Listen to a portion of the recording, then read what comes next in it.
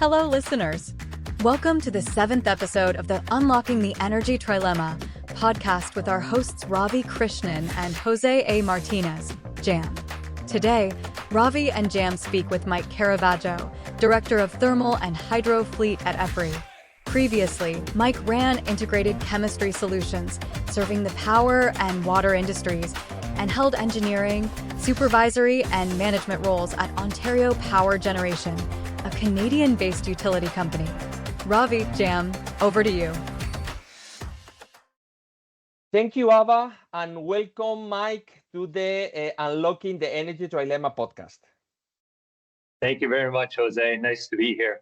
So let me ask you the first question, as we do with the rest of the guests. We ask all our speakers to share with us and our listeners a fact or figure that you think is related to the energy trilemma and you want to highlight it. So what did you bring us?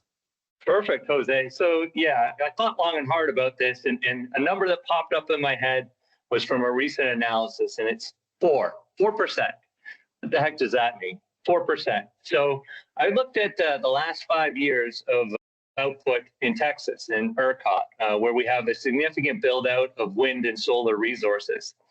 And that 4% number, that's the minimum output on an hourly basis every month, on average, from that wind and solar. So just to put that into context, we've got about 56 gigawatts of wind and solar in Texas in the ERCOT system present. And on an average month, there's an hour every month where it's putting out only 2 gigawatts. So around 4%, and oftentimes a little bit less. That's a major nugget or major crux of the challenge as we're moving towards new lower carbon resources that are variable. It's a real challenge.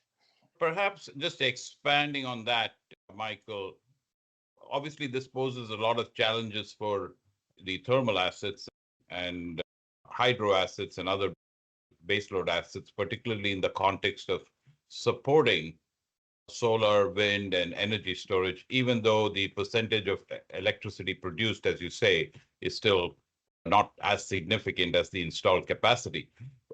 Perhaps you could throw some light on some real-world examples, especially in markets such as ERCOT or certain European markets that have a cross-section of such generation assets, on what some of the challenges are for the thermal assets in the realm of the small but still growing renewable portfolio.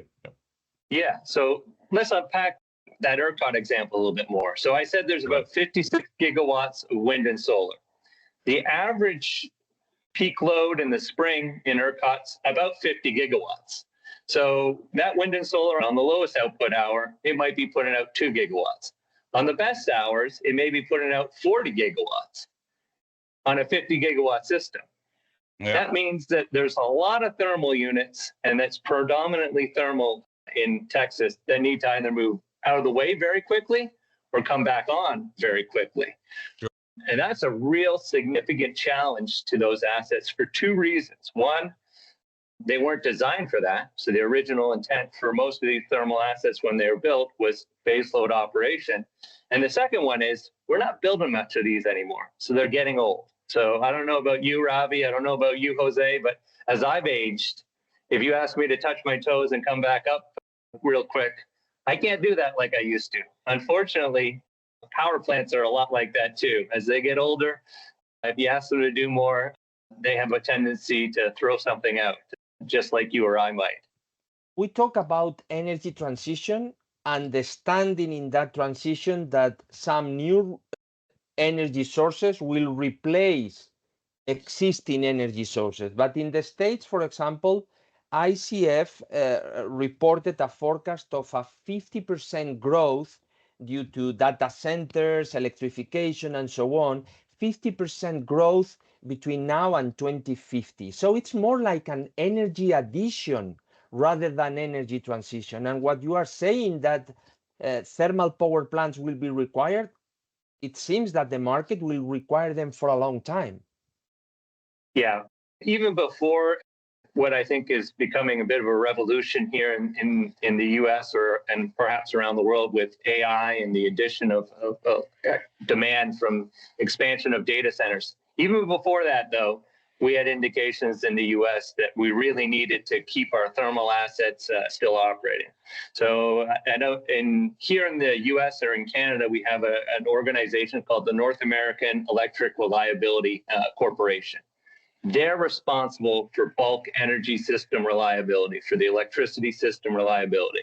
They look at reliability on seasonal points, so summer and winter, as well as long term. One of the things that they've been highlighting for many years now is that we're retiring thermal assets faster than we should for reliability, both in the summer and the winter and in the long term.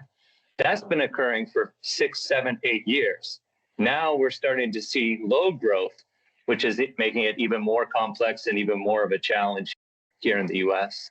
How do you envision the role of energy storage, especially in light of all you said? A lot of markets recently, and I'll quote India, for example, which had largely switched over to a renewable argument over the last 6 to 8 years, where they had pretty much stopped the commissioning of any thermal assets, and basically any new capacity that was coming online was largely renewable assets, until a few months ago, as they saw the economy growing at about 7 to 8%, they realized that they cannot compromise economic growth over sustainability issues. And as a result, plan to commission another 60 gigawatts of coal-fired units. And these units are expected to run for at least another 30 to 40 years. And the main argument was that the energy storage technology was not there yet from a cost, scalability, and an efficiency standpoint, and therefore they have no option but to make that choice, especially since they didn't have gas. In that context, what do you see the role of short duration and long duration energy storage in accelerating this transition? It's a fantastic question, Ravi. So storage right now is predominantly what's scaling is the lithium ion, right? So that 4 hour, perhaps 8 hour will become economical. So that's what's scaling right now. That is an excellent storage technology for helping us with what we see here in North America, which is the summer peak. So for that summer peak, where I need to basically get some hours of power after the sun is set, particularly in August, or if I have a hot first couple of weeks of September, 4 hour storage is fit for purpose. It's fantastic for giving me that extra energy and covering that.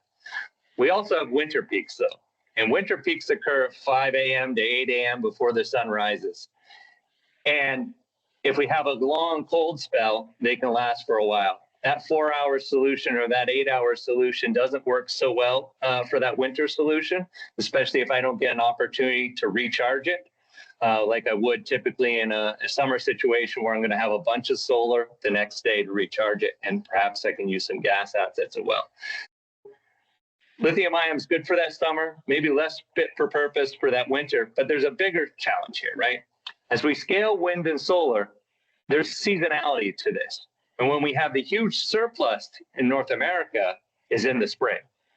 We have terawatt hours of solar being curtailed already in California on an annual basis, predominantly in the spring.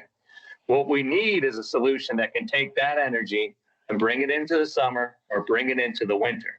There's not an economic way to do that currently. There's a lot of technologies that are being examined, but that's the magic one, right? Dealing with that seasonality displacement so that we can get energy from when we have an abundance from variable resources to those that somewhat tough summer, late summer peak, and that even tougher cold winter spell early morning.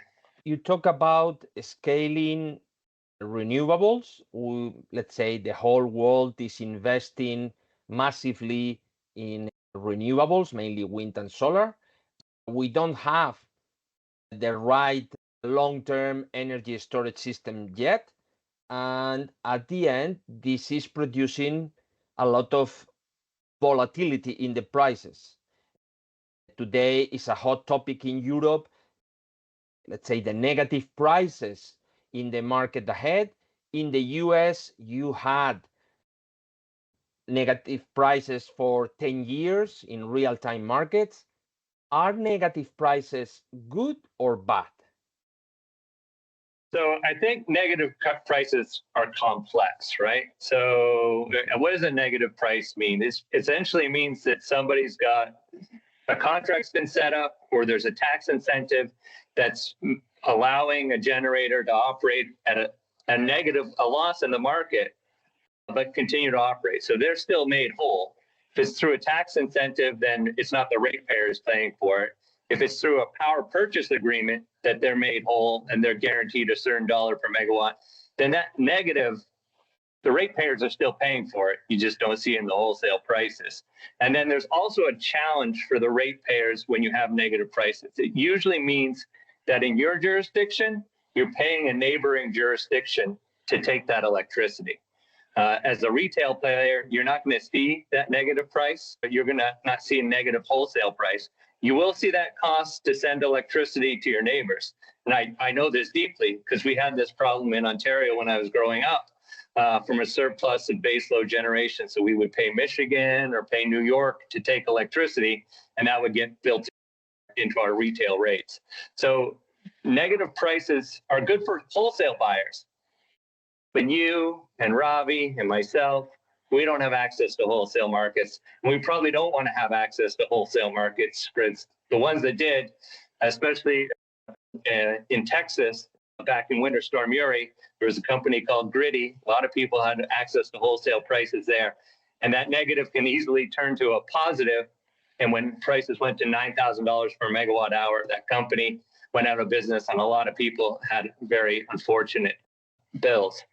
So negative prices, in my opinion, indicates a problem in the market and usually imparts a significant cost to whichever market has those negative prices for retail buyers. Yeah, so that's a great argument, Mike. And we've been talking about some of the challenges. Just thinking ahead, how do you see the balance shifting between renewable and non-renewable energy sources over the next decade, for example? Can you share some perspective on which technologies perhaps have the greatest potential to transform the industry? Yes, I can say what's scaling, right? And so we had wind scaling significantly in North America. Now we have solar scaling much more significantly. So we're going to be building out wind and solar. And what we're going to build to match that will essentially be looking to be fit for purpose. And in the case of thermal assets, that's typically simple cycle gas turbines. So we're seeing a lot more of those being built. They're going to have maybe a low capacity factor, but they have the ability to ramp to match that solar, which is going to have that daily cycle. We're seeing a little bit of one-on-one combined cycle as well to try to match that. But really that simple cycle gas turbine that can move really fast and has a low holding cost. What do I mean by that? You don't need to have operating staff at a simple cycle gas turbine plant. So even if I have a very low capacity factor, it doesn't cost me a lot to hold that asset. So it's going to be a lot of solar, a little bit more wind, and quite a bit of simple cycle gas turbine, at least here in the US, that's scaling over the next 10 years. Beyond that, hopefully we've done a whole bunch of stuff that some better technologies can get brought in that can essentially drive us closer to net zero in a sustainable way. They're not going to start scaling in the next 10 years. What about this whole emergence of distributed energy resources, DERs, and a lot of the behind the meter type applications that could be a combination of solar PV plus wind turbines plus, as you said, simple cycle plus battery storage, and the customer actually going in for off-grid solutions. How viable do you think that concept is? And clearly there is a proliferation of DERs in the market, and there are various challenges that bring to the table. How do you see the role of DERs and customers going off grid, especially those operating data centers and others which are projected to grow? Yeah, so it's a great question. So first off, I'm going to show my bias here. I'm a generation guy, central stations, I'm a little bit biased towards the old school, but I think there's a big role for DER, right? I think that there's significant opportunity for peak shaving and doing that correction. And there's a lot of opportunity for that. I know that there is some talk for data centers as being off grid, but there's also talk about them needing to be grid connected and them being a resource. So data centers, we don't have a great understanding on why they use their energy, when they use their energy, and how much flexibility they have on that. But if they have a fair bit of flexibility on when they're using the energy, or if they can move it from one data center to another, all of a sudden a grid connected data center is not just a large new load, it's also a large potential source of flexibility. I think things like that are going to be very significant going forward when we can figure out how to use these large loads a little bit better interconnectedly, build off the stuff we've already started building out in terms of distributed energy resources, apply that to these large loads, and all of a sudden we may have something that's a real benefit. I think it's part of the solution, though. I think we're going to definitely still need central generation to solve or to provide that electricity demand, but DER is definitely going to have an expanded role over the long term. From a generation guy, so even I have seen the light. Don't tell anybody I work with.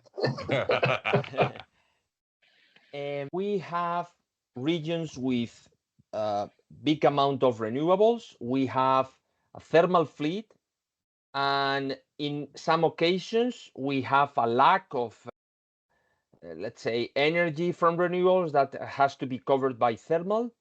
So imports and exports of electricity between regions seem very important, and interconnections between regions, not only in the States but in some countries in Europe or in many regions around the globe, are not a key priority, and developing an interconnection could take a lot of years, but it could be a kind of a storage between regions. I don't have wind now, but you have.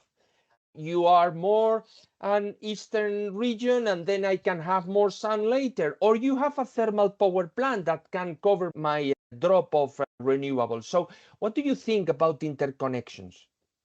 Yeah, so it's a great question. And transmission has a big role to play, but I often think what's more difficult to build than a nuclear plant in the energy system? Transmission, right? And why is that? It's because it's going through many jurisdictions. It's going through many local jurisdictions. It could be going through multiple states to get, say, here in North America, we're wind rich in the central states, and we need energy on the coast. That's a lot of states. That's a lot of local communities to go through that may not see a benefit to that high voltage line going through. They may only see a cost. So that's a big driver that makes it more difficult. All these transmission lines will incur additional costs as well. So figuring out how to balance that, who should pay for that cost, and how to manage that, it's tricky. And I think the biggest hurdle, though, is that it's just difficult to get that many people to support these long lines. And that's why we see, I think, typical in the US, may take 17 years to build a new large-scale transmission line, which how many 17 years do we have before 2050? Not that many, right? So maybe 2 iterations of this. So recently, Michael, I saw a post on your LinkedIn that looked at the assessment and relative benefits and impacts of various technologies. So many different ways you can peel the onion and achieve decarbonization. So if anything stands out, let's see what your views are. The one I'm most, and this is a personal opinion, the most bullish on is actually the small modular reactors. Yeah, that's because we can build them. They're not going to be regionally held in. The infrastructure for them is just the build of the actual plant, right? So instead of the hydrogen, where I'm going to need pipelines, and the CO2 sequestration, where I'm also going to need pipelines, and I have additional challenges, much like the transmission of going through different jurisdictions. But SMR, we're building one, right? So they're breaking ground on the GE Hitachi BWR 300 at the Darlington nuclear site in my home province of Ontario. SMRs are a less economic way to make nuclear power than large nuclear units. So everybody goes, why would we do this?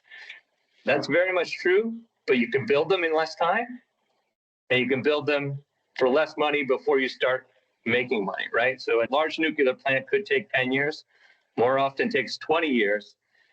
If that's 10 or $20 billion you need to invest and wait for 10 or 20 years before you get your money, start making your money out, that's a huge investment, a huge risk. The SMRs, so the Darlington one, they break ground in 2025. They hope to have it commercially operated by the end of 2029. That's only 4 years. It's less capital that's locked up. If that's proved successful, those can scale, right? And this will be perhaps, so the first of a kind is always the longest, or typically the longest and the most expensive. So if we started doing several of those, we should start to see some cost reduction, some improvement in timing. So I'm not bullish on anything, but SMRs I'm excited about. What do you think about the argument around cost? I've heard numbers like $5 million a megawatt for SMR. Do you see any reduction in that as years go by? Yeah, I suspect there's going to be cost reduction, but the thing to remember is right now we're trying to find a marrying technology to wind and solar. And it comes back to that thing I said at the beginning, that 4%, right? I have a technology that can produce a lot of energy, but there's going to be hours where it doesn't produce much at all. And to get a 4%, so if I needed 40 gigawatts and I have basically something that can go down to 4%, I need to build 20 times that. So solar and wind are the cheapest cost of energy when they're available, but they're not always available. So the SMRs and other technologies have the potential to fill that in. And we need something with zero carbon or near zero carbon, right? CCS and hydrogen are going to have similar or perhaps even worse costs than the SMR, and we're still learning on those. The SMR, when we're talking about a GE Hitachi BWR reactor, we know those, right? We've built big ones of those for years. So I'm very bullish on those known technologies that the cost can reduce and that we can do that successfully to lower the carbon footprint of our energy system. Mike, thank you very much for all the conversation. Let us close with a last question that we do to all our guests. If you had a magic wand and you have the chance to unlock the energy trilemma, what would you do? What would you ask? The magic wand question, I think, is a little bit tricky for us, right? I think the magic wand for me would be for everyone to actually understand what our technologies currently can do and what it will really take to get to net zero. A real understanding, not optimistic talking, believe and it will come. My magic wand is let's get serious. Let's look at the numbers as they've generated, understand that you can get to a certain level of decarbonization with variable resources, but we can't take it all the way there. We need other technologies. We need to do the work we're doing with hydrogen. We need to do the work we're doing with CCS. We need to do the work we're doing with SMR because we need a technology that my friends at very close utility call ZELFRs. We need zero emitting, load following resources. And a ZELFR, I like the sound of it because it sounds like a unicorn type name to me because of the mystical beast right now. We don't have a zero emitting load following resource. We don't know what that's going to be. We don't know which technology is going to be cost effective for that. We need a ZELFR. So we need to be doing work on potential ZELFRs like green fuels, be it hydrogen or another, CCS, or small modular reactors, or more long duration energy storage solutions, but we need a ZELFR. And until we have a ZELFR that can operate like a gas plant currently operates at, I don't know if we get to net zero. So that's my magic wand. Let's be serious. Let's not be too optimistic.